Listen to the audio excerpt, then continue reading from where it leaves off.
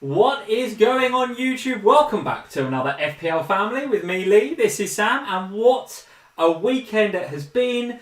The 2020-2021 season continues to give us, I want to say drama, but I'm actually going to say heart attacks. It's been absolutely ridiculous again this weekend and continues to be. Although right now, Villa is 0-0 in the Villa game. So that won't last.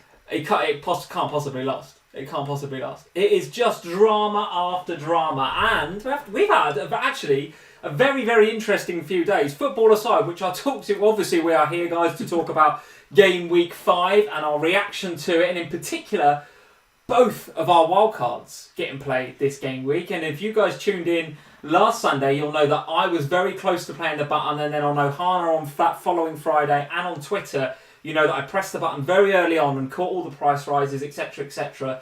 But you also played your wildcard this week in very different circumstances. But we'll come to that in just a second. Let me just talk you through, guys, the elongated weekend we've had. So Thursday... It's been eventful. Thursday was your birthday. It was. Happy birthday for Another Thursday. year older. Another year older. I'd like to say wiser, but that's just not true. Not from an FPL perspective. None of us are wiser this year from an FPL perspective, let's face it. And I do want to give a quick shout out and thank you to Azzy, just super chatted $9.99 as a sort of belated birthday present. Azzy, thanks, friend of the stream. Thank you, Azzy, for that. Very kind.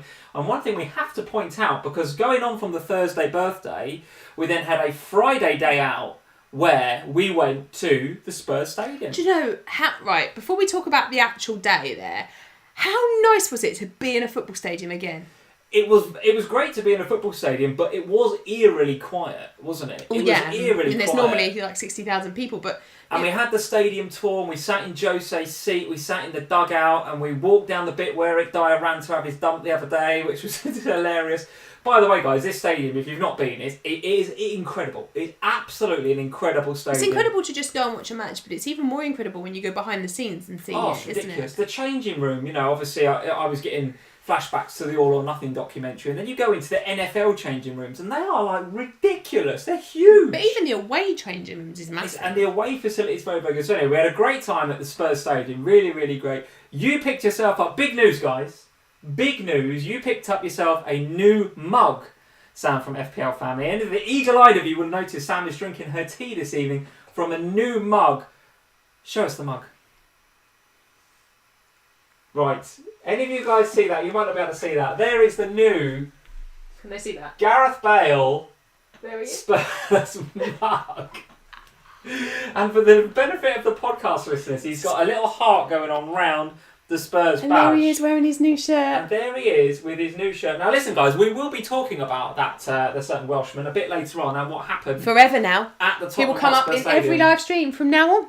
Well, I hope so. Guaranteed. I hope so. But I'll mention his name now. plenty to talk about. Wait till OHANA. I might do a whole OHANA on Bale. On Bale. Just 25 minutes of me talking about Bale. Could happen this week, guys. Loads to discuss from that game, as there is from, frankly, every game so far this week, except for Villa. And obviously the Villa game is going on right now as we speak, so keep us up to date. Particularly if Mr. Grealish gets a goal, particularly if Martinez gets a penalty save, Ollie Watkins for you. So plenty of Aston Villa interest in that game. Now listen, the new Spurs mug was one life-defining moment that happened on over the weekend, but we also did the Dare Skywalk, didn't we, on Friday, which I have to say you absolutely smashed it. You were up there like a whippet, up round that apex and looking out across the London and down on the pitch. Come on, you Spurs, loving it. I did not let go of that bar all the way around. Let me tell you guys. It was one of the most frightening things I've ever done. I was not looking forward to it. No, I kind of was looking forward to it, but as soon as we got out onto that apex, and if any of you have done the Dare Skywalk, if you're a Spurs fan, or even if you're not, if you've done the Dare Skywalk at the Spurs Stadium, by the way, if you don't know what we're talking about, you can go up to the roof of the Spurs Stadium, and you can walk out on a path that they've got up, that goes up to where the Golden Cockerel is, and you basically are on a path that is no wider than, I don't know, probably about that. No, it's not that wide. Goodness me. Well, right, it's not that wide then. What is it? A few feet? It's just maybe like that. It's narrow. A few feet wide, and it's glass, guys. It's glass. And I'm walking out onto this glass walkway, and I've looked down, and Could see my seat. Let me tell you, both hands were very tightly gripped It was on funny. that handrail, I can tell you. Because Lee said, you go first. Dear me. Oh no, the shortest one had to go first in each group for the photograph. So I went out there quite happy. Not Put my hands on the cockerel. Turned around. Where are you? Oh, I'm hugging the railing as tight as possible. Mr. Bonfield. It was unbelievable. It was unbelievable. What an experience. Really, It was great. really loved that. So really much loved fun. that. And the guy that took us round, Jay, he was fantastic. Oh, wasn't shout he? out to Jay. Absolutely brilliant. Unbelievable. You know, sometimes when you do these things and they're a good experience, but they're absolutely made by the guy. Yeah, he just put you that takes completely at you ease and around. everything else. He was And really, a really proper, good, proper Spurs fan. So to go he up was there, proper Spurs, wasn't he? yeah, with a hardcore Spurs fan was good. Absolutely really love good. that. And then, of course, we had a Saturday full of fixtures. We'll talk about the Merseyside derby in a bit. And for any of you that were following me on Twitter that day, I guess I apologise for some of the stuff I was saying on there, but my God, was I emotional during that game. We will talk about that a bit later on. And then, equally, today, I've had an emotional day today. We both had an emotional day today because we went out this afternoon to watch Max's team, the London Colney Colts. Go on the Colts. Well done the Colts. They won 9-4 today. Great scoreline for the London Colney Colts Reds, so well done. However, Max managed to fall over and break his collarbone. Well, he didn't fall over. He made a tackle. He made a tackle. He was in goal, went down, Yeah. took the ball, broke his He collarbone. broke his collarbone. So I've spent, and that's why I said in the chat before I came on, guys, I've not watched any of the football today. No. If you're expecting FPL insight from Sunday, I've got nothing. You get some from me. You can do Sunday, I'll do Saturday. But I've got nothing on today because I've spent most of the day in A&E at Barnet Hospital is where I've been with my little boy. So it's been a very, very He's a brave weird little soldier few today. days, a weird few days. But guys, we are going to get on to saying hello to you guys and we're going to get on to the FPL content. There's our Twitter on the left-hand side, at FPL Family, if you're not following us over there. And of course, at FPL Family over on FPL what? What are we? Where are we? Where are we? At day is FPL it? Family. What year is it? FPL Family over on Instagram. And of course, if you search Facebook for FPL space Family, you will find us on there as well. Let's get into the chat, Sam. Let's say hello Got to the a few label on the people. bottom of this mug. Have you? How much was it? £8. £8. There you go. Azzy bought you your mug. Thanks, Azzy. Thanks, Azzy, for the Bale mug. Absolute legend. Look at him. What Another an super absolute chat world. from Mark Dorney. Thank you, Mark, for the super chat. He's saying, hello, Lee and Sam. Played the Wildcard on just under 90 points. Would have took 50 points to change the result. Absolutely gutted. So listen, sometimes the Wildcards work out, sometimes they don't. It just, for me, it felt right to play it this week. What was going through your head then on Friday to hit that button so late? Was it the De Bruyne injury that kind of tipped you? Because you were very much thinking about it up until that point. Yeah, so some of you lovely people out there will know, because we'd had little chats, that my plan was always to play it in Gameweek 6, in the build up to Gameweek 6. I just hadn't publicly said I'm playing my wildcard next week yet, because I didn't want you to go whoa whoa whoa whoa whoa exactly what would have happened. Yeah. So I quietly was planning to do it, and I had thought my intention was to let the game kick off on Saturday lunchtime, play my wildcard, and then not mention it until tonight, and then go, oh, by the way, I've played my wildcard. And then we were in the Spurs stadium. I can't remember what part where we were, but the guys in the Slack went mental, and I was like, what on earth is happening? Yeah. Looked at my phone and was like, oh, De Bruyne's out. Oh gosh! Yeah. And then Marie. And the comments from Pep as well were like, "He's out for the next games." And you're like, "Okay, what is that this weekend in Champions League, and he's back, or what does that mean?" But it meant an absolute exodus, frankly, from Kevin De Bruyne in terms of transfers out. And I think the reality for me was that I could have just taken a -4 and taken KDB out because I'd already done one transfer, but I had so many other flags and so many other issues, which is why the wildcard was happening next week. And I looked at my team and thought, do you know what? Why would I take a -4 this week when I'm playing my wildcard a day later? It made no sense. And yes, okay, there was the team value thing that you don't get if you play, you want to be able to do that. Yeah. However, for me, I looked at my team and thought, there's not enough points in this team this game week with the way things are set up, so I need to make some changes. And it felt right. It was the right thing to do. Yeah, and it was the right thing to do. It has gone quite well. Yeah, we're going to talk about obviously the title of this is Wildcard Success ? And I think for both of us, thanks to the Spurs boys largely. It has been a success, but we'll talk about obviously our teams and overall ranks towards the end of the stream. But listen, it ain't getting any easier this year, guys. It's not getting easier. It's getting more hard, if anything. Super chat from Stealth Panda. Thank you, Kens, for the super chat. Hope you had a wonderful birthday, Sam. Thank you. The walk looked amazing. It was amazing, Kens. Honestly, it was amazing. I was papping myself. Did you put the pictures up on the stream, or did you not? No, I haven't actually. I haven't, but I should put some up on Twitter. We got the we bought the official pictures, so we'll pop them up somewhere. Yeah, Daniel Levy's not a mug, is he? You get your picture taken up there, and you pay him a few more quid when you get down there. Daniel bloody Levy. What's more to say? But Ken says the walk looked amazing. Safe to say, it's best to keep mouth shut on Pickford and VAR. We will come to Mr. Pickford in just a second, Kens, because I can tell you, I ain't shaking it yet. Honestly, I ain't shaking it. I'm still in the mood about it. I'll let you into a secret. I have never. How long have we known each other? I don't know, 14 years, 15 years, longer? Longer, 17 years, something like that. In all that time that we've known each other, I have never, ever known you be so annoyed about a football match and not shake it. Yeah. He gets annoyed. You get annoyed during games and you get over it within, I know to leave you alone for half an hour and after that, you'll be alright. Get on with it, yeah. Yeah, because another game comes on. But he woke up this morning and he was still having it and I was like, are you alright? Honestly, it bothered me. It honestly bothered me, that game, and we'll talk about it. Maybe we'll start with it in a second. But it honestly bothered me, and I to the point where honestly, I couldn't sleep last night. I was so bothered by it. I woke up this morning thinking about it, and I was really bothered by it, and it's just thrown me completely. It's just thrown me completely because honestly, oh man, it's so reckless. I'll come to it in just a second. Let's say hello to a few more people. Joseph Perry is in. How are we doing, Joseph? Hey, yeah. I want goals 15 back again for another live stream. Lee had jelly legs. You're not wrong. You are not wrong. And up there, I'm telling you guys, it was windy. And that bloody ledge was wobbling. But I tell you what, though. Oh, Skywalk was there was 11 of us in our little tour group up there. And the guy made a shout, "Come on, you Spurs." But my God, wasn't it noisy? Yeah, like the acoustics up there. Very good. Could have had... And I thought, Designed by you too, the guy was telling us. Yeah, if only to have 60,000 people make noise in there again. Yeah, that was the one, if you can call it sad moment, wasn't it? You're sitting there and it's just like, to be back in the stadiums. To be back in the stadiums. Soon.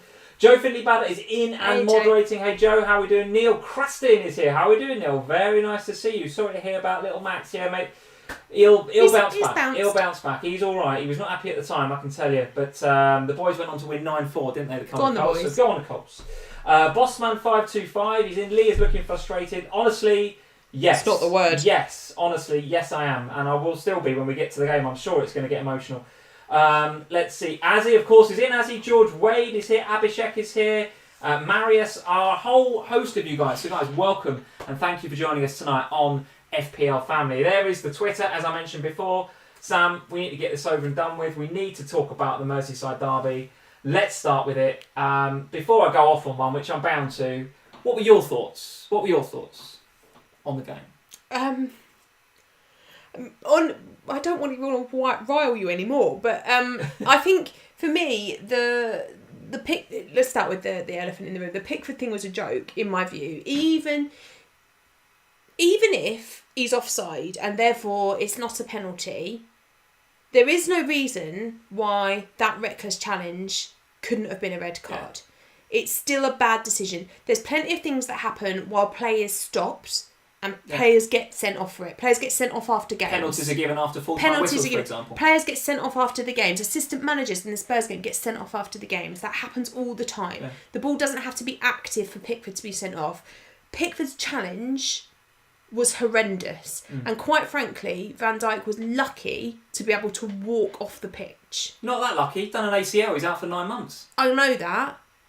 But that challenge, he could have had to go off on a stretcher with a horrendous injury.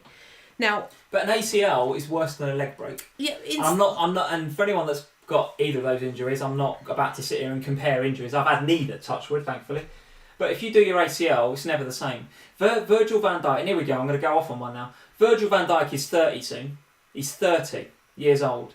He's not coming back from that, in my opinion, the same defender that he has been in the last year and a half for Liverpool. It won't be the same. And my problem with it is that it was reckless, unnecessary and pathetic from Jordan Pickford. And he's done it before. If you go back a couple of seasons ago, dived in on Dele Alli, 2-footed, scissor tackle. Now, Dele Alli rode it, didn't he? And they had his handshake and he was like, fine. But the way that he hit him at the weekend was absolutely ridiculous. So if any of you haven't heard the news, Virgil van Dijk has got to have surgery now on this anterior cruciate ligament injury caused by the Jordan Pickford tackle at the weekend. Forget all of the VAR and stuff about it. I mean, that is wrong. Of course it's a penalty. Of course it's a red card. And, but VAR's been crap for a year already. So I'm not going to start talking about VAR. But it's Pickford that gets me. It's unbelievable that he's gone out and done that. Okay, but he hasn't done it he's not intentionally gone out to hurt the guy, and I think that's we need to remember that Pickford hasn't intended. He's not gone at Van Dijk to break his leg. He's not gone at him to take him out of the game. He's gone to win the ball. Now we all know that Pickford is a bit of a clumsy clout, and he does these things and he makes mistakes, and that mistake was terrible and it should have been a red card. But I don't believe that Pickford... Do you not think it was malicious? No, Pickford? I don't believe... I have seen that as a school of thought on Twitter. I don't believe... I have read that genuinely he's just that clumsy and bad. But he went out there and was just being Pickford rather than it was malicious. And that's how I feel. Like, I genuinely don't believe that there are some players that you watch do things like that and you think you've done that deliberately to hurt the guy and you're just a total whatever. With Pickford, I watch him have clanger after clanger after clanger every week. I watch him make stupid tackles every week. He's just gone to win the ball in a Pickford-like manner and has just, unfortunately for Van Dijk, it's cost him a year of his career. So you're absolutely right. So here's how I thought the game went in terms of the game in FPL. I thought Liverpool were bang on it. I thought we were absolutely on it for the first 10 minutes of that game. Went 1-0 up through Mane, nice Robertson assist. Robertson, who statistically against Trent is just outstatting him every single week. If you were going to pick one of the two right now, and there's still a school of thought that says you can have two, no doubt about it. Is there? Well, do you think that's still a valid? Without Van Dijk now, probably not. Because no Alisson, no Van Dijk. Well, Alisson will be back, I think, quicker than expected, I read today. Well, but even so, without Virgil van Dijk, I now think one Liverpool defender is enough. And if you look at the stats, you don't even need to look at the stats, just watch the games. Robbo is absolutely flying. I did notice in that Everton game, actually, a few times Henderson was kind of drifting wide right. He tended to do that a little bit in the middle of last season, but he tended to drift wide right. And that meant that Trent didn't get quite so far forward, and it was Henderson that was helping Salah on that side, whereas on the left-hand side, it's just Robbo going all day, every day. It's interesting because as part of my wildcard, and we'll talk about it obviously later, I kept Trent. And I very, very nearly went to Robertson. And then I thought, why? Like, what am I doing with that extra 0.5? I felt like I had to have a reason to keep that 0.5. And I'll be honest, the ownership of Trent scared me. He's still so highly owned. Yeah. And I looked at that game and I thought, he'll have a clanger. At some stage, Pickford will have a clanger. Do you know what? He played really well, Pickford. After having probably should have been sent off. He had a blinder. Yeah. And then he probably should have saved the Henderson shot at the end, but of course that gets ruled out for offside, which, frankly, it blows my mind. But again, I'm not here to discuss VAR because VAR's been crap for ages. I want to discuss more about the game. I think for me, I kept Trent on the basis that I thought Pickford's always got a clanger in him. Trent and Salah have a nice working relationship down that wing.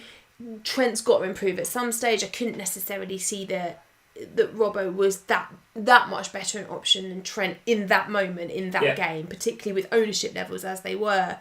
I'll be honest, I'm looking at Trent now thinking...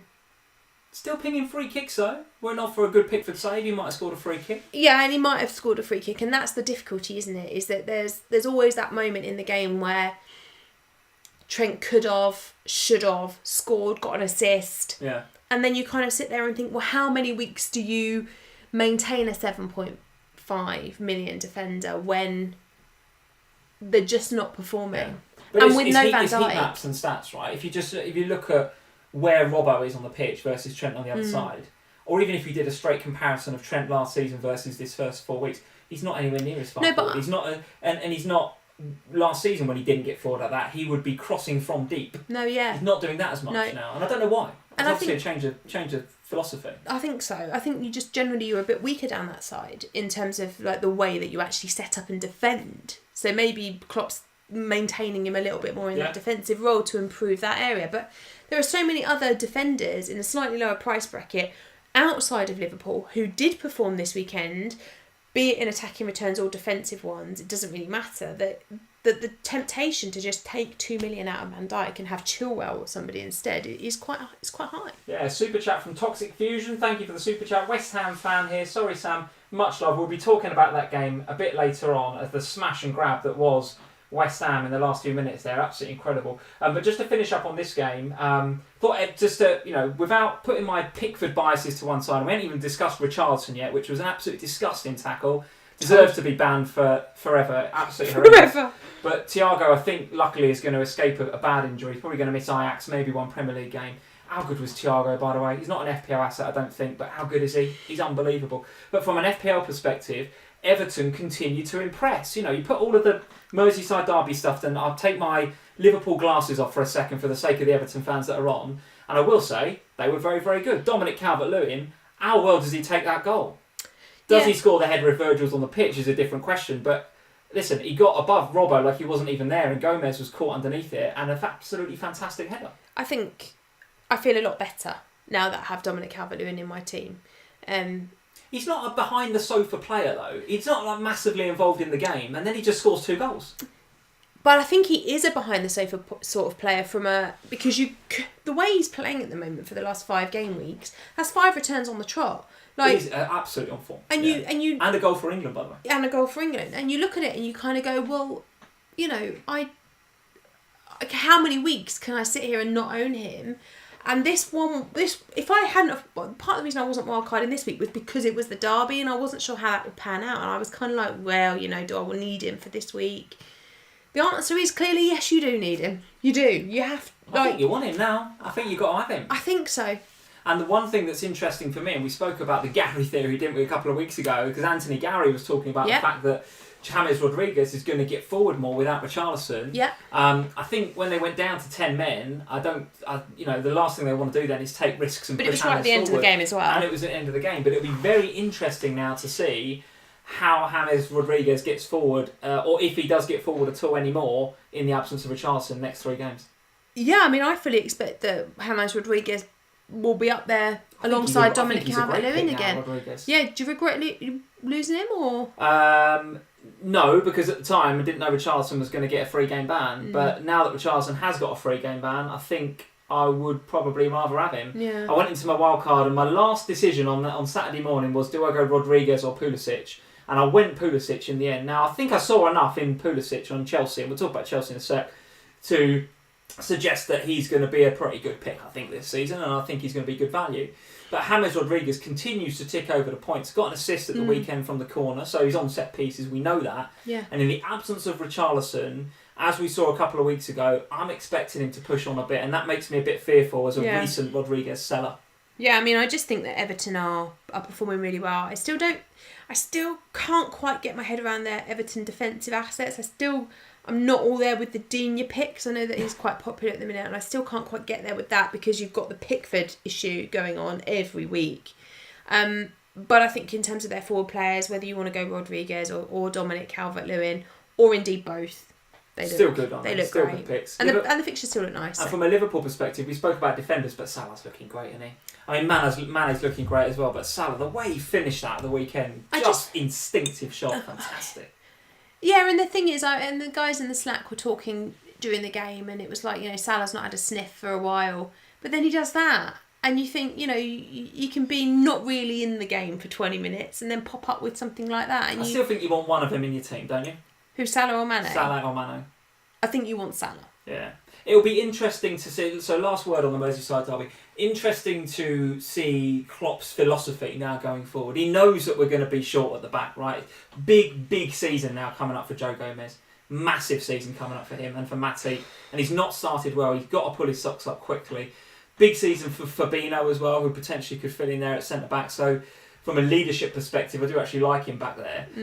We need Alisson back, clearly. So is Klopp going to look at that and go, all right, well, we're weaker defensively. Does that mean we actually need to take more risks going forward? Or do we take less and kind of protect that back four? I still think attack might be the best form of defence at Liverpool.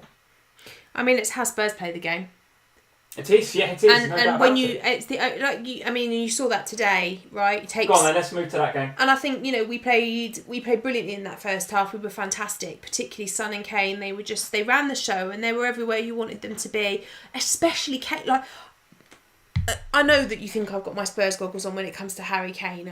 Not this season. But genuinely... No, not this season. He's looking great. And you weren't here in the first half, but genuinely, he was everywhere. And at one point, the commentator, I don't remember who it was, said, who on earth was that defended that? And the guy lifted his head off the floor and it was Kane. And he was like... Defending, yeah. Where has he come from to get back from upfield, to end up there and clear the ball from the... Like, he was everywhere. He's reading and understanding the game. I don't know what Mourinho has done to him. I don't know what Mourinho has said to him. But whatever he has done and said, it's made him. I think he's just fit, Sam. But I don't think it's just that. He's had 2 seasons of on-off injuries. Now he's there. He's fit. Yes, I agree with you. He could easily have had a hat-trick today and a couple more assists. I agree with you. However, I do genuinely think that something else has gone on there because his understanding of the game and his positional play is so much better. Joe Finley Ballas in the chat reminded me that I said Kane was finished last season. Thank you, Joe, for that. Thanks, Joe. I haven't forgotten about that comment. In fact, at the time, he was finished. In fact, I think you'll find that also he said that in pre-season as well. And I think you'll find he also said that in the Everton game on the opening game week of the season. But, who am I to remember these things? And we were brilliant. We were brilliant in that first half. And the forward play was fantastic. And we were doing really well defensively as well when we needed to because Kane was helping out if he needed to. Højbjerg was there. Yeah. And then, for whatever reason, he took Son off. And when you disrupt that front three, the momentum going forward isn't the same. And so suddenly, there's more pressure on the defence because the forward line isn't doing its thing. And this is where I think Liverpool might come unstuck if you change your play. Is that actually if you don't push, it allows pressure to mount. Now, credit to West Ham, actually, because they could have easily just gone, 3-0 down, what's the point? They didn't. They continued to go for it. They got one back. Give them a little bit of fighting spirit about them. They pushed on again. Sanchez, what is he doing? Putting it in his own net, but whatever. You see, they get 2. And then Aurier, well, I genuinely believe if you own Doherty now, it's not an issue anymore because I don't think he will trust Aurier to play for Spurs ever again. You see, you talk about the Son substitution and the dynamic of the front three. I'm sure that contributed, but I think that certainly the second and the third goal have come from individual mistakes and individual brilliance. So Davinson Sanchez, I don't know what he's doing. I know the cross comes across quickly from its Kufau, isn't it, on that side, but he's just got to head it out for a corner, hasn't he? And then Aurier sort of dwells on it, and it's a piece of individual brilliance from Lanzini. The thing is, I think it's been quite clear that Mourinho doesn't trust Toby and Sanchez to play together. That's been quite clear for a while now. That's why we bought the new kid from Swansea? Yeah. Cardiff. Swansea. That's why we bought the new guy. It's why he wants Eric Dyer to play there. Now, obviously, Eric Dyer's got a slight hamstring injury, so he wasn't available, but he will be back for next week. He just doesn't trust the partnership. That's quite apparent. And I don't think it's necessarily a fault of either of them. It's just a fault of them together. They don't communicate very well with each other as a pairing. And I think Sanchez has just had a panic. I think he's just gone, the ball's coming my way, I've got to clear it, and just misjudged his header. But what Aurier does is unforgivable, in my view. You can make a mistake, but with Aurier, all you've got, just boot the ball down the field. How many times did we shout that at the boys today? Yeah. Like, just clear it. Clear your line, down the line. Get the ball down the line. That's what you told the under-7s. It's what we told the kids today. Down the line. And they do it. Aurier, down the blimmin' line. He just dwelt on it, and the ball got nicked off him, and he gives away the foul. And it just invites pressure. It does. And I know it was a worldie from Lanzini, but... Who I now hate. The ball is not... It won't even be in that position. No. Had Aurier not... It's just cleared his lines. A super chat, Sam, just before you carry on. From Anthony Gary, he of Gary Theory. There he is. We're going to test this Gary Theory in the next few weeks about James Rodrigues getting forward in Richarlison's absence. Anthony says, hey, Lee and Sam, thanks for always sharing your knowledge and experience with us. Difficult this week, as it is, but thank you, Anthony. Much love from across the pond. Much love to you in return, Thanks, Anthony. Thank you for the super chat. Yes, it is a difficult live stream tonight with what happened at Goodison and what happened at Spurs. 2 days of it. I think for me, I'm not actually that annoyed by the Spurs result. I'm not. The performance was fantastic. I'm not annoyed. Like normally, so that Newcastle game, I was so they were bad, right? wild because we weren't great, and then we made stupid mistakes, and then the VAR decision was just. Well, we won't go there again because I'll just punch another door. But today we played so well. We were so good. And then Aurier, you could tell from Mourinho in that post-match interview when they asked him what went wrong, and he said, "It's not for me to discuss with you. I was pleased with the team. There's a few people I need to speak to." Basically, what he was saying is, I need to work with Aurier. Yeah. And that's what he said before, wasn't it, in All or Nothing? I don't trust you not to make a mistake. Well, why play him then? Because last week he played well.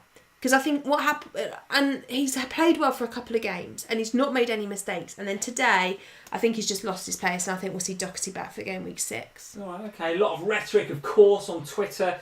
Everybody in the live chat's talking about Bale coming on, missing a goal, etc. But listen, it can happen. The guy hasn't played for months, and he comes on. He probably should score. He should. And if he scores, it's 4-2 and it's game over. He should have scored. And it's a real shame that he didn't. But equally, all this rhetoric about, well, they were winning and then Bale comes on and they lose. Nothing to do with him. No. Who said that? There's a lot. Well. Yeah, for me to answer to you know that's going to be the talk. Well, yeah, though, of course, but that's what's going to be said. That's just not the case at all. I know it's not, but that's what people are going to say. I think the reality is that, and everyone was saying, "Oh, Bale will start this game." No, I never thought Bale was going to start this game. He was always going to come off the bench around the 60, 70 minute mark. Yeah. He was always going to be eased back into our team, and that's exactly the right thing. I think Mourinho is handling it really well. I would expect to see his game time increase over the next few weeks. And I'd expect to see Bale eventually back to his best. But it's never going to happen overnight. The guy hasn't played enough football for the last couple of years for it to be, our back. I mean, it would have been fairy tale like if he just scored with that first touch with that free kick. But the reality is that he's not playing enough football for that to be the case. And the Spurs fixtures going forward, Burnley, Brighton and West Brom next. So certainly the next 3 before then Man City and Chelsea in 9 and 10, which was a little bit more difficult. But I must admit, I had my eye on those 3 in particular when I was playing my wildcard, and that was what kind of swung me towards getting Son and Kane, was those fixtures coming up. So I think if you're on both, you're in a good position. If you had to choose one right now, if I said, Sam, you have to only choose one Spurs player, Kane, I think it would be Harry Kane as well. And that'd be a very hard thing to do and to say, because Son has been absolutely magnificent. But Harry Kane looked bang on it for me. And he's on penalty. He hasn't scored a penalty yet, has he? I don't think you've had. Oh, you have had a penalty. Okay, but listen, he's on penalties as well. Got the 3 bonus points today. He looks absolutely on fire. A shout out to West Ham, despite the tricky fixtures that we keep talking about every bloody week. Don't get West Ham. Wait on them. They've got tricky fixtures. It's still good. I'm still getting the results. Man City and Liverpool next. Before then, it gets, well, inverted commas, easier against Fulham, Sheffield United, and Villa in 8, 9, and 10. So I think we're all sitting there going, well, Antonio in 8 or somebody else in 8, but listen, they keep getting results. I was expecting at half time, I was like, we're going to sit on the live stream, we're going to say, oh, Moyes came back and they lost a game. And actually, to be fair to West Ham, I thought they showed a lot of character today, and credit to them, because they did push on, because, all right, it was 2 mistakes from Spurs players, but fundamentally, they were attacking, they were putting the ball in those areas, and their players were in the right positions to win those goals. So credit to West Ham for keeping going at it, because they could easily have kind of dropped off a cliff and not bothered. They've got Man City next. Now, the reality is that Man City, they're gettable at the minute. They haven't got a full-strength side. They're missing some key players. Okay, Aguero's back now, and okay, Sterling did something in the last game, but they haven't been consistently performing, and without KDB, they aren't ever quite the same beast as they are with him. Might be back, right? He might be back, but we don't know yet. But West Ham have got the form, they've got the momentum. And I don't think it's as easy a game as we all maybe thought, or as difficult a game for West Ham as maybe we all had it written down as 6 weeks ago when they lost to Newcastle on the opening game of the season. Now, I think West Ham will give them a run for their money. I think if you could have offered Hammers fans the points total they've got right now after 5 game weeks, they'd 100%. snatch your hand off in game week 1. I remember us saying at the beginning of the season, if they don't beat Newcastle, they could easily be up to game week 9 and have no points and be bottom of the league. Yeah. I think they're doing very, very well indeed. So don't let the fixtures put you off is the answer there. So there we go. That's the 2 most emotional Right, games we've out done of them. West Ham. Let's talk about something else that, although it wasn't very emotional for us, we were in an emotional environment around your father's house. We were. Watching Chelsea 3, Southampton 3. Big Chelsea fans, obviously, on your side of the family. Very, very happy with a certain Mr. Werner up front. Now, we've been waiting a long time to see Werner up front, Havertz in behind. Pulisic, of course, got the start on the left. And although Ziyech didn't start the game, they were set up in that way. Yes, they were. With Mount, weirdly. I say Pulisic left, it wasn't. It was Mount left and Pulisic right, wasn't it, for a lot of the game. And then Pulisic switched to the left when Ziyech come on. Be interesting to see how Frank Lampard fits Mount into his starting lineup, if he does at all going forward. You've got to feel like, one of his favourites, isn't he, Mason Mount? But Chelsea looked absolutely unstoppable for periods of that game. Yes. But the defending lets them down again. And you can spend 300 million on 3 fantastic German strikers. But if you can't defend, which they can't. Now, I know they didn't have Thiago Silva, and I know they had Kepa in goal, not the new keeper, Mendy. But goodness me, there were some mistakes. Wasn't there? Kurt Zouma as well, not, that back pass. I mean, Kepa fluffed his lines, but the back pass on the second goal from Zouma was terrible. The thing is that you hope that, I blamed Kepa for that. Zouma, my dad was like, but Zuma's mistake, and I was like, I know, I get that, but defenders sometimes make mistakes. And Zouma didn't make a lot of mistakes in that game, but the keeper's supposed to kind of at least try and fix the mistake. Kepa made it worse. Like, Zuma's made a mistake, Kepa's just flapping around. Might as well not bother have a keeper, actually. There's no confidence in no one trusts him. Either way. No. Either way. No. And I'm not going to stand up for Kepa because I think he had another bad game, but he's clearly a young goalkeeper that clearly hasn't got the confidence of his team, which is a big problem. They don't Same with trust Adrian. He's not young, but the team don't believe in him. No, right? don't That's trust the him. problem. And I also don't think he trusts in them either. I mean, Zouma makes mistakes. He's got, they're all young players at the back there, except for Thiago Silva. There's no communication either, is there, in that Chelsea back line? Like, it seems like the defenders are the sort of... Chilwell's not really there to defend, it feels like. He's just there to attack. And my goodness, he did well from an attacking point of view. Chilwell was the one I got my eye on, yeah. Yeah, because from an attacking point of view, he looks... He was Robertson-esque down that left-hand he side. Was. He really was, yeah. And he looks good from that point of view. And I think, if you're going to go with a premium defender, then that's the sort... Oh my God, looks like... Sorry to interrupt, but it looks like Ross Barkley No. has scored in the 91st minute. And You've got him in Sam versus Lee. Have I? Yeah. Yes, Ross. I mean, I've got Son, but... Oh.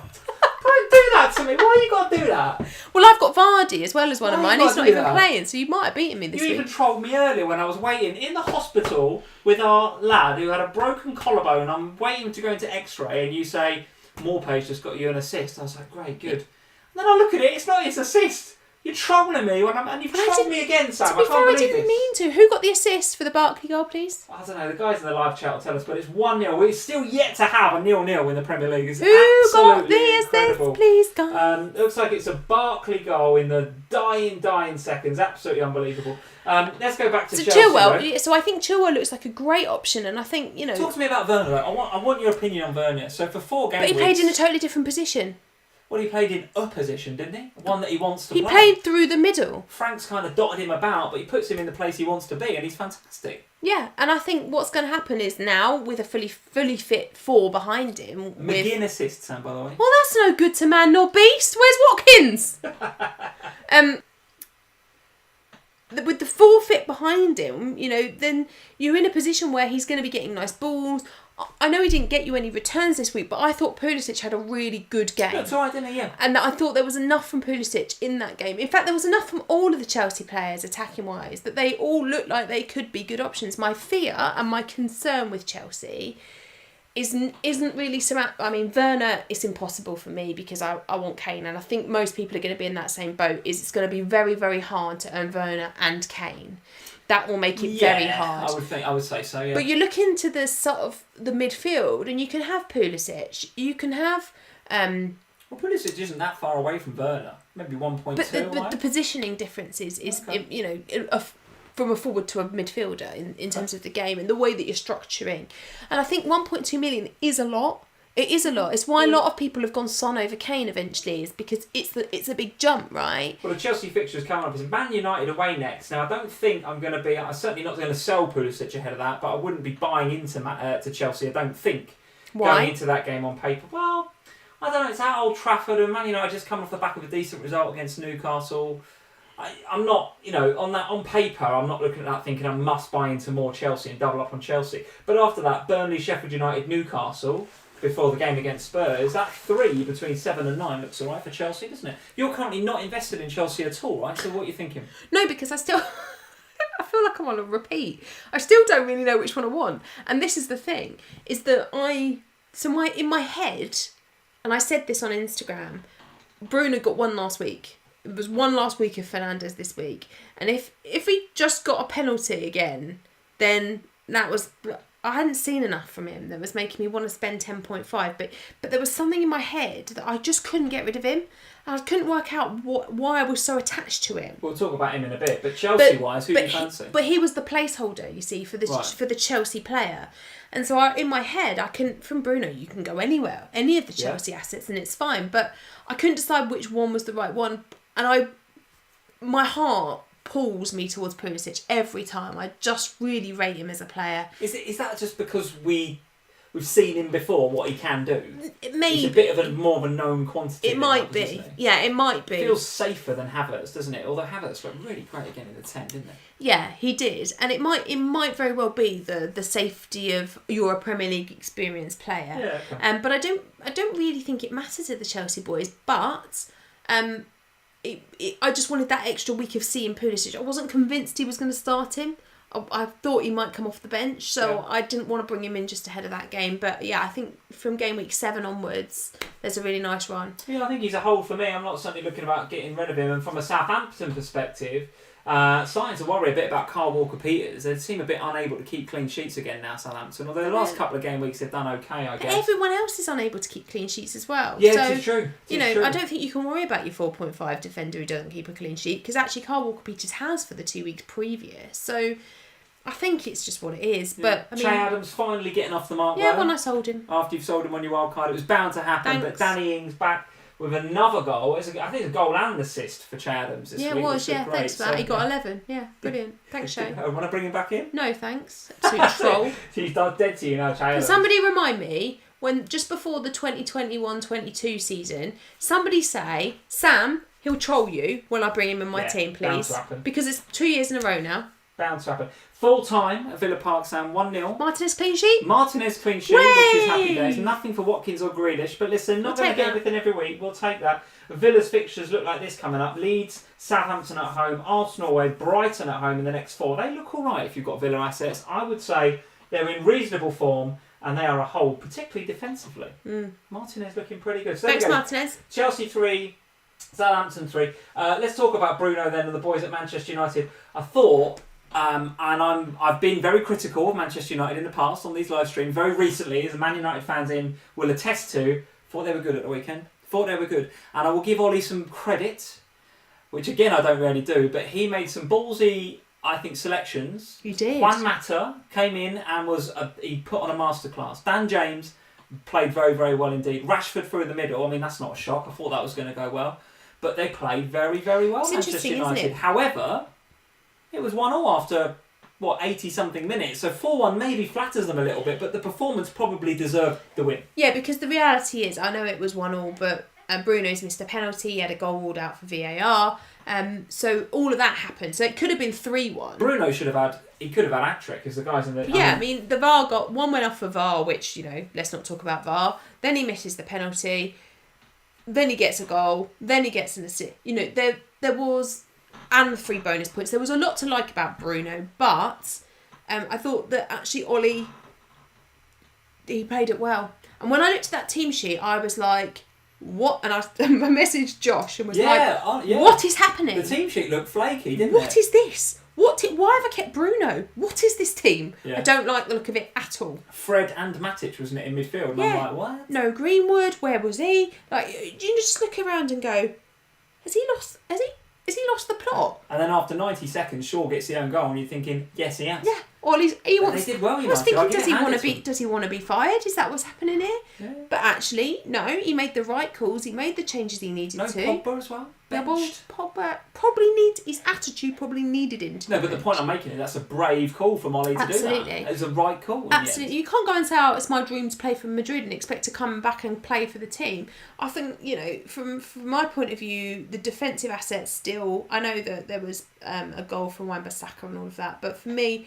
the defensive assets of Man United. What a goal by Wan-Bissaka, by the way. Yeah, I mean, he's never going to do it again, is he? Blimmin' biscuit tin. He didn't do that when I owned him, did he?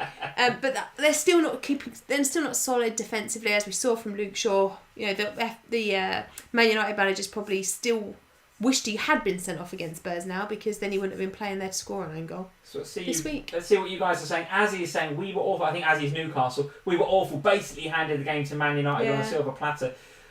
Yeah, not the greatest Newcastle performance, I have to say. Bit of a concern because Jekyll and Hyde, aren't they, Newcastle this year? They are to predict. Yeah. I couldn't necessarily put my finger on any Newcastle FPL asset that I'd really, really want. No. I'll be honest, very difficult to know who to go to. Andrew Yee, hey Andrew, he's saying, was surprised about the team. Still no Donny van der Beek. Weird Pogba that. dropped, but to be fair, needed drop in, as you were saying, Sam, absolutely right. Tips just says biscuits in, love it. Biscuits. Bossman just says biscuit, love it. FPL tips, Bale deserves to go in the biscuit tin. Oh, you be careful, Harry. Now you, Harry. You wash your mouth out, sunshine. Wash your mouth out. So 4-1 in the end. Nothing really to inspire me to pick Newcastle assets. No, me neither. Nothing really to inspire me to pick Manchester United assets, except that Bruno will always get you the points. Well, the thing is, I feel like now I'm stuck in the Bruno cycle. Can't get rid of him now, can I? So very, very briefly, what's your plan? Because Bruno to Chelsea looked on, but now it's I think they play Chelsea next. Then it's Arsenal, Everton. 3 difficult games coming up. Well, now I think I'm just going to roll my transfer and keep him for the Chelsea game, see what happens. I mean, if Kepa's going to play, you get a penalty, won't he? Points, Bruno. You get points. So I was going to keep him now. And lastly, what I like on him is good leadership. And Bruno. also, good leadership. Just like misses that penalty, could have stuck his head down, didn't, carried on playing, finished the game well. Much to say about Manchester City. Sterling took his goal well. The return of Sergio Aguero. He's on the thumbnail today. So, listen, the big man's back. With Kane up top. Struggling to think about how I'm going to fit him into my team, to be honest with you. I don't think you can have Kane and Aguero right now. No, I'll pass on Aguero because I'm happy with Kane. And I think that's the choice, isn't it? You have to make a call. I can't see how you have them both. I think those two up front is going to be very difficult indeed. But I do feel like he rejuvenated Man City to a degree. He was the focal point and they all lifted their game because of it. Now, he didn't last the 90 minutes. I don't think we're expecting him to last the 90 minutes, but he will make a difference now to City. The thing is, I think the reality is that City needed that, didn't they? They needed him back, and he came back and he did what they needed him to do. I think West Ham away for them next. Not easy. The way West Ham are playing. Well, it depends. Is Moyes going to be there or not? Is he going to sit at home? I think the thing is, for me, it's too difficult to own Aguero and Kane and Dominic Calvert-Lewin. You cannot have a front three that's Dominic Calvert-Lewin, Kane and Aguero. Yeah. I mean, what are you having in... You're going to have Souček and Bissouma and not a lot else in midfield, You're going to have nobody, are you? Difficult. And at a time when the midfielders like Salah are performing, you can't not have him either. So it's... And Son, you can't have... And I think this season is all about just making peace with the fact that you cannot have everybody. I think you're absolutely right. And to be honest with you, I do think Aguero's going to... We will be sitting here in a few weeks talking about how do we get Sergio Aguero, because he just will be. One player that I'm not sitting here thinking that I want, which I'm flabbergasted that I'm not, is Pierre-Emerick Aubameyang for Arsenal. Seems to have gone completely quiet, really, in that Arsenal team. Well, the whole start, actually. Because even in those opening games where he had those really nice fixtures, Gameweek 1 and 2, didn't perform at the level that we were all expecting and hoping he would. We all captained him, right? In a Premier League season where the goals are, let's face it, everywhere, you'd expect Aubameyang to have his fair share of those, and he just hasn't yet. No. He just hasn't. I'm not quite sure isn't it? what Arteta's going to do about that. But the fixtures coming up for Arsenal are thus. It's Leicester at home, which looks like a pretty good one if Leicester's defensive crisis, injury crisis continues. Then United away, anything can happen. Villa at home, Leeds away. So the fixtures, according to the Fantasy Football Scout ticker, are mixed, let's mix. But I'm not seeing anything. The point is, I'm not seeing anything in Arsenal, and I didn't before I played my wildcard, that said to me, got to go get Arsenal. Particularly not. I might change my mind though. For who though? Well, but Arsenal are the sort of team that with one or two good performances, I think you could change your mind. I think the same with Aguero. I'm not considering Aguero, but one or two performances, and I'll be like, how do I get this guy? Yeah. You know it. But then, you, like you said, you've got to accept that you just can't have everybody, including Sterling, who took his goal very well. I think the thing is that I had a lot of comments when I posted my wildcard team on Saturday. Why haven't you got whoever? Why haven't you got whoever? Because I don't have 300 million as my budget, and you can't have everybody. And I picked the players I felt were essential for me, and therefore some big players that are essential for other people missed out. Not because I don't rate them, not because I don't think they'll return points, because I do think they'll return points and I do think they're good picks, just because I can't afford them. Alright, 1-0 to City, so they're back to winning ways. Brutally speaking, guys, I can't talk much about what happened today, football-wise. I barely even, the Sheffield United result barely even registered with me, and I'm telling you what, I am definitely not paying $14.95 to watch Sheffield United versus Fulham. All I know is that Bruce didn't get the start. No, he didn't get the start. And I think that game is summed up by the fact that Mitrovic missed the penalty, but even the Ramsdale owners didn't benefit from it because he just missed it. So there was no save for it. There was no goal for it. And that kind of sums it up, that game. Yeah. It was a bit of a damp squib and a non-event. And both of those teams were in trouble, if you ask me. Yeah, Sheffield United in particular. I think we play them next, don't we? Let's have a look. Yeah, they've got coming to Anfield next. Then they've got Man City and Chelsea. Oof, goodness me. Not getting any easier for Sheffield United. I think Brewster did look a bit better when Brewster came on. Yeah, you should give him a boost. But listen, with those fixtures, it's tough, really tough. I'm not bringing him in. Palace 1, Brighton 1. Much to say about that. Last minute Brighton goal. From the underlying stats, and that's all I've seen in this game. Remember, I've not watched this game, but all I've done is had a look at some of the high-level stats of the game. Statistically, Brighton wiped the floor with Palace, didn't they? And Palace had one shot on goal, and that was the penalty. I saw the end of this game when we got back from... Lee dropped me and our little one off before they went to the hospital. And it was all Brighton. Martinez with 2 bonus points. Oh, you absolute legend. Oh, Martinez. Could kiss you. Very briefly on Palace. It was all Brighton. Yeah. I didn't see anything really from Palace. In fact, Palace had one shot on target and it was a penalty. Yeah. So...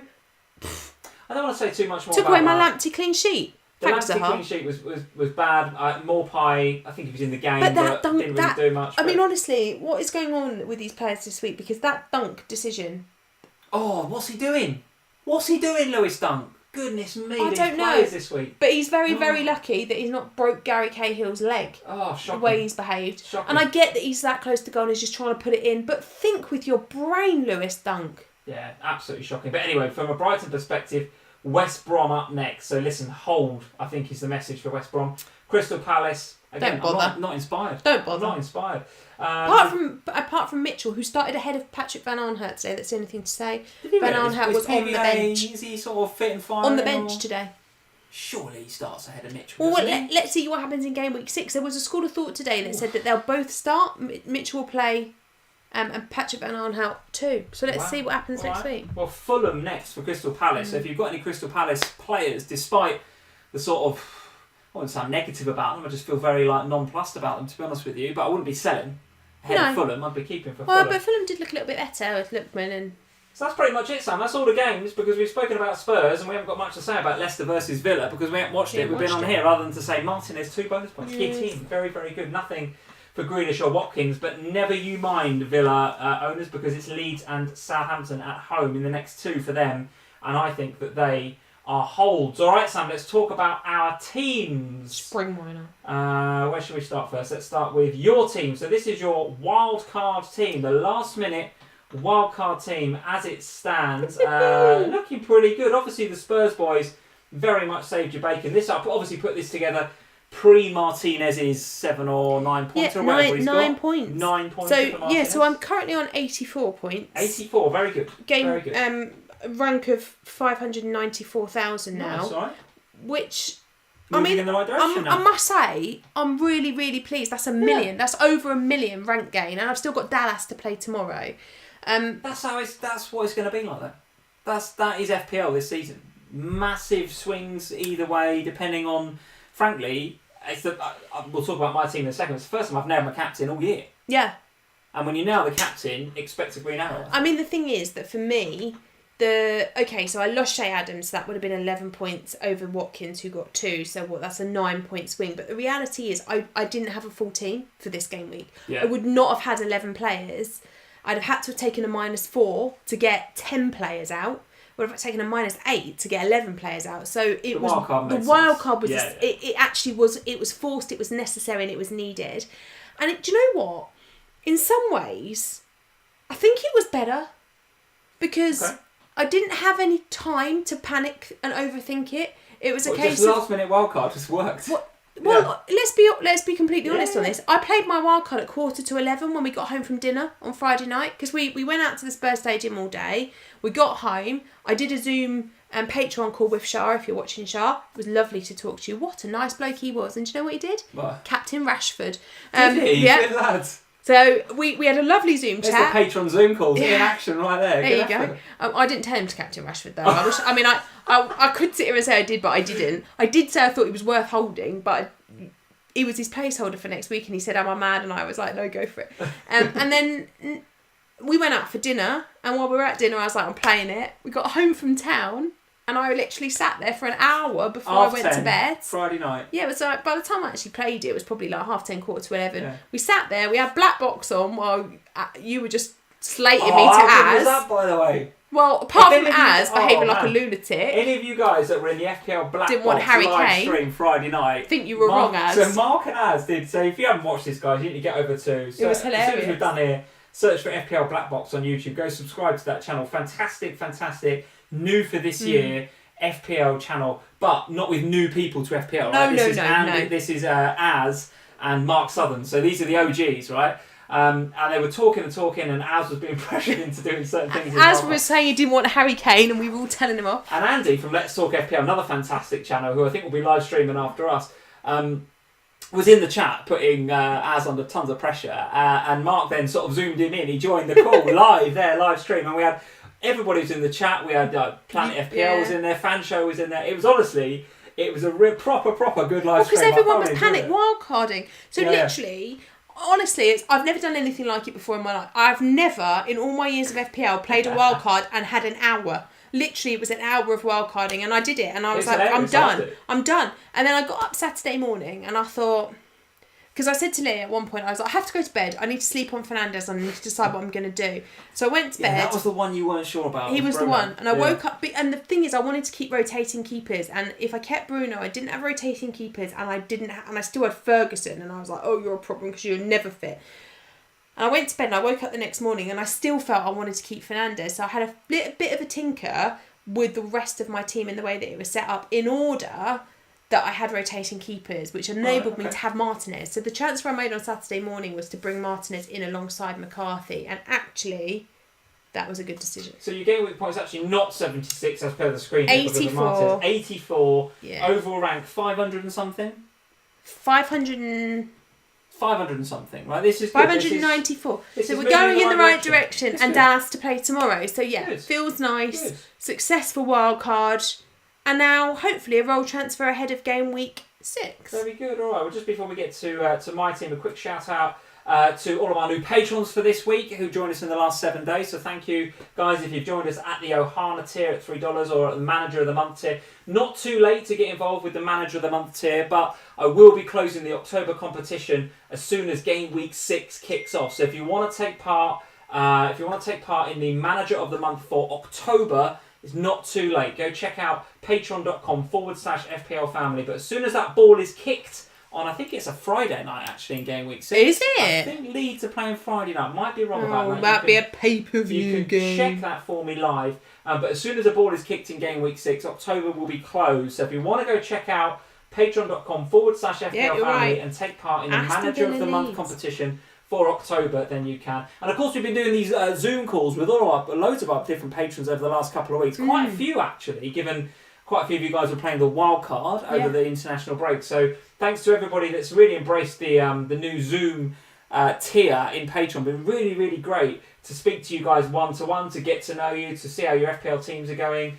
You know, from all around the world. We've spoken to people from all around the world and been up at some Well, we've been up at some unholy hours, but we've got you guys, some of our patrons, out of bed at some pretty unholy hours as well to deal with the time differences. So, listen, guys, it's been great to get to talk to all of our patrons individually at the Zoom tier. So there we go, patreon.com/FPL Family. Want to go and check us out over there, and you get bonus podcasts and Slack and all that other good stuff as well. Prizes for the Manager of the Month as well, including the opportunity to come and do your very own FPL Family YouTube video with us. So go check it out.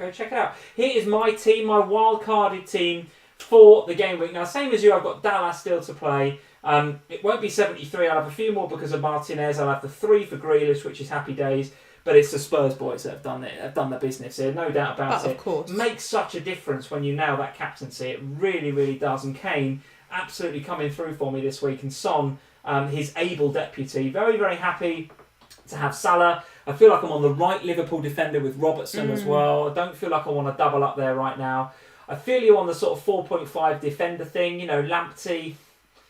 Okay, maybe should have had a clean sheet today. The penalty from Palace is one shot. And I know that he was involved in conceding that penalty, but when I saw it back, it was like, is that really is that a penalty? I mean, come on. So Lamptey a bit unlucky not to get the 6. More pie up against West Brom next, so I feel like I'm okay there. I'll try not to troll you next week. Please don't troll me with any more pay assists. That would be great. DCL, I'm very happy to have. And in actual fact, the only thing that I'm maybe a little bit unhappy with now is not having James Rodrigues in light of the Richarlison thing, which was a bit of a... when I was putting this together, it was the one thing. I was very happy with this team, and that was the last thing. It was Pulisic or James Rodrigues. And if I go purely based on this game week, then I've missed out on a couple of points there. But next few weeks, I'm got a keen eye on James Rodrigues now, because we know what he can do when he gambles more and when he gets forward. So I'm a bit concerned about that as a non-owner. I'm just going to check Fantasy Football Fix now to have a look at my live rank. It's gone up to 1.1. So... again, moving in the right direction after what can only be described as an absolutely bat-poo crazy season so far. It's been ridiculous. With overall ranks, I've been down in the 3 millions and stuff. So to be at 1.1, pretty happy with that. Therein lies the importance of nailing your captain, right? In Harry we trust. In Harry we trust. Guys, that is it for another FPL Family. Thank you very much for joining us. It's been another roller coaster game week, hasn't it? Really, really roller coaster. It definitely has. Before we go, just a shout out to our social channels, so you can find us on all of these different places. At FPL Family, Twitter and Facebook and Instagram. If you want to listen back to this video in just audio format as a podcast, then you can subscribe to our podcast on all of your usual places, actually. SoundCloud, Spotify, Audio Boom, Apple, Deezer, Maybe you all of those. I think we're going to be on Amazon Music soon as well, and Audible. Are we? I think I've got that right. I think I've just... I don't know. I think we are. You think you've set that up? I think I've set that up, guys. I think that's coming. But we are on all of those different media. Lots to look forward to on Fantasy Football Scout as well this week, as well as another Lee versus Sam video, which I thought as a Barkley and I was in good position, but you've got Son, you tell me, so... because I could, because you wouldn't let me have. Well, you don't have a choice, but I thought you'd go mental if I picked Kane again, so I went with Son this time. And we have got the Fantasy Premier League podcast as well coming up this Thursday/Friday with me. I'm on it this week. I think that's the only thing we've got this week in terms of shows and pods, isn't it? But look out for us. We're back on the show on the 29th. 29th coming up over the next couple of weeks, guys. So there we go, guys. If you got up into the, 80s, 90s, I've seen a couple of 100+ scores in the live chat. That's Dallas tomorrow when he gets a 20-pointer. That is what I'm talking about. That is what I'm talking about. If you're up in the hundreds, then fair play. That is an absolutely fantastic score. The season continues to be difficult. Well done for anybody that's managing to keep up. If you've paid $14.95 for Fulham versus Sheffield United, well done. I think well done. I definitely won't be doing that, but... Listen, the season is only going to get crazier. I think Aguero's going to be coming back into our thinking. You just have to... It's like I've said a couple of times now. You cannot have everybody. Make peace with the ones that you really want. Believe in your team, Sam. Stick with them and just accept that the ones you can't afford will return. And if you can make peace with that, then you're having for a good season. There we go. I knew there was a reason you bought the green Spurs shirt at the Spurs Stadium the other day. It's because you are the FPL Yoda, Sam. Never a wiser word said from FPL Yoda. It's blimmin' nice, this, isn't it? It's nice, I like it. It's got a nice little flash of pink. That's why I like this one, isn't it? Beautiful. Did you get Bale 9 on the back? No, because none of the women's ones had Bale. They didn't, did they? All them. Honestly, it was like the Bale threw up in the Spurs shop. It was Bale 9 on everything, apart from the women's shirts. Well, good job you didn't after today's performance. Guys, thanks very much for joining us on tonight's FPL Family. Leave us a like before you go, and if you're new around here, hit that subscribe button. Go and type Let's Talk FPL into the address bar on YouTube and go and join Andy now for another Let's Talk FPL. Until next time, guys, Sunday, 8:30 next week. We'll see you soon. Cheers. Bye, guys.